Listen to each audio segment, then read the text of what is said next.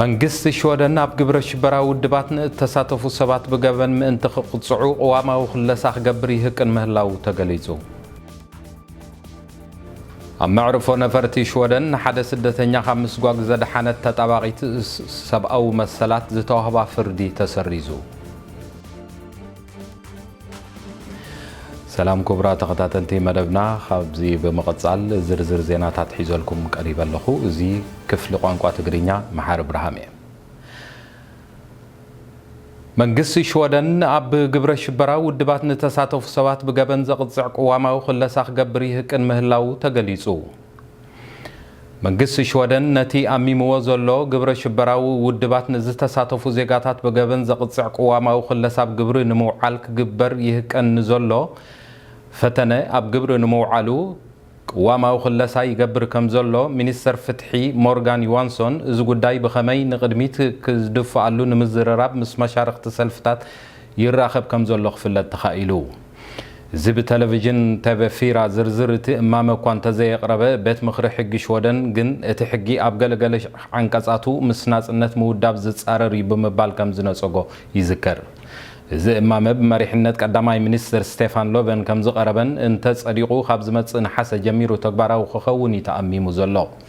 ኣብ ሽወደን ቅዋማዊ ምትዕርራይ ንምግባር ሕጋዊ መስርሕ ዝጠልብ ስለ ዝኾነ ግዜ ክወስድ እዩ ዝብል ትጽቢት ከም ዘሎ ፈለጥቲ ሕጊ ይዛረቡ። ኣብ መዕርፎ ነፈርቲ ተረኺባን ሓደ ስደተኛ ኸና ኣፍጋኒስታን ካብ ምስጓግ ዘድሓነቶ ተጣባቂት ሰብኣዊ መሰል ኤሊን ኤርሶን ዝተዋህባ ፍርዲ ከም ዝተሰረዘ ክፍለጥ ተኻኢሉ። ኣብ ዝሓለፈ ዓመት ንሓደ ካብ ሃገር ክወፅእ ዝተወሰነሉ ስደተኛ መዕርፎ ነፈርቲ ተረኺባ ነቲ ናይ ምስጓግ መስርሕ ኣተዓናቒፋ ብዝብል ክሲ ኣብ ቤት ፍርዲ ተኸሲሳ ፍርዲ ዝተዋህባ መንእሰይ ኤሊን ኤርሶን ፍርዳ ተሰሪዙ መስርሕ ቤት ፍርዲ እንደገና ክረአይ ላዕለዋይ ቤት ፍርዲ ሽወደን ብይን ሂቡሎ።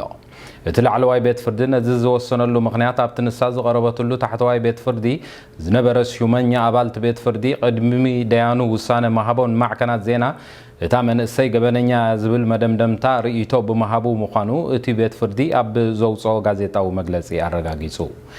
ኤሊን ኤርሶን ኣብቲ ታሕተዋይ ቤት ፍርዲ መስርሕ ፍርዳ እንደገና ተራእዩ ውሳነ ንኽወሃብ እንደገና ከም ዝተወሰነ ላዕለዋይ ቤት ፍርዲ ወኣብቲ ውሳነኡ ኣረጋጊጹ።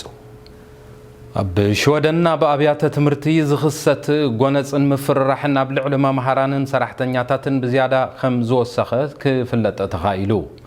ኣብያተ ትምህርቲ ዝኽሰት ምፍርራሕ ጎነፅን ምስ ቅድሚ 5 ዓመታት ዝነበረ እንክነጻጸር ብዕፅፊ ከም ዝዛየደ ሓድሽ ጸብጻብ በዓል መዚ ምክትታል ጉዳያት ስራሕ ሽወደን ኣርቤት ስሚሌቨርከት ኣመልኪቱ ኣሎ። ብመሰረት ጸብጻብ እቲ በዓል መዚ ቅድሚ 5 ዓመት ኣስታት 450 ዝኾኑ ጥርዓናት ከም ዝተቐበለን ኣብዚ እዋን እዚ ግን 900 ጉዳያት ክብ ምባሉ ሓቢሩ። መንግስቲ ነዞም ጸገማት ንምትዕርራይ ካሪክለም ብምትእትታው ተምሃሮ መሰል ጥራይ ዘይኮነ ግቡእ እውን ከም ዘለዎም ብምምሃር ጥዑይ ናይ ስራሕ ሃዋህው ኣብ ኣብያተ ትምህርትታት ክግበር ይፅዕር ከም ዘሎን መምህራን ዘፈራርሑን ካልእ ዘይተደለየ ጠባያት ዘርእዩ ተምሃሮ ካብ ቤት ትምህርቲ ክስጎጉን ምኽልካል ሞባይል ቴሌፎንን ናብ ኣብያተ ትምህርቲ ዝድንግግ ሕጊ ኣብ ግብሪ ንምውዓሉ ፃዕርታት ይግበር ከም ዘሎን ኣብ ቀረባ ግዜ ብግብሪ ክውዕል ዝብል ትፅቢት ከም ዘሎ ይንገር። ሽወደን ኣብ ምድሓና ቀዲሞም ንዝውለዱ ህፃናት ኣብ ቀዳማይ ደረጃ ከም እትስራዕ ተሓቢሩ። ኣብ ሽወደን ቅድሚ መዓልቶም ኣቀዲሞም ንዝውለዱ ናጽላ ቆልዑ ብህይወት ንኽቕጽሉ ዘሎ ዕድል ብዓለም ደረጃ ዝዓበየት ምዃኑ ክፍለጥ ተኻኢሉ ኣሎ።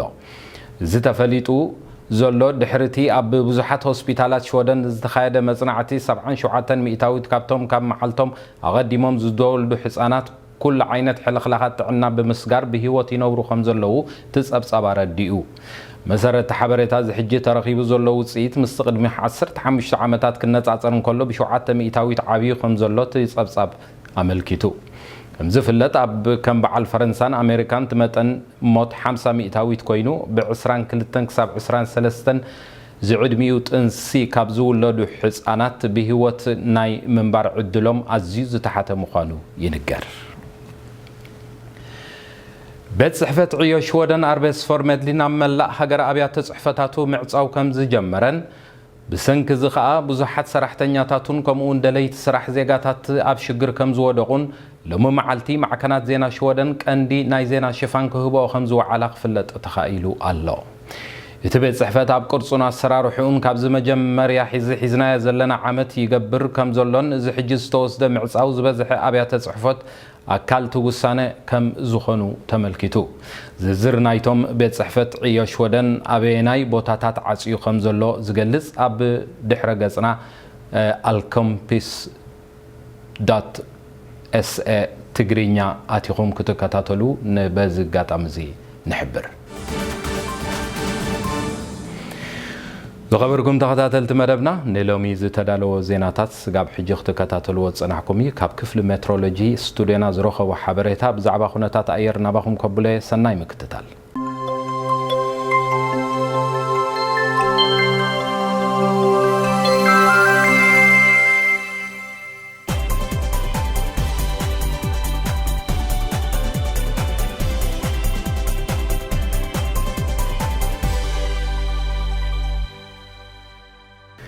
نلومي زتدالو زيناتات زوم سغاب حجي تكاتاتلوم صنحكم يم اب زمص زلو سوني سغاب نراخب بروخ ناي قدام سنبت غيزي خونلكم انداتمنخو نلومي زتدالو زينا بزودينا لنا سلام دحنقني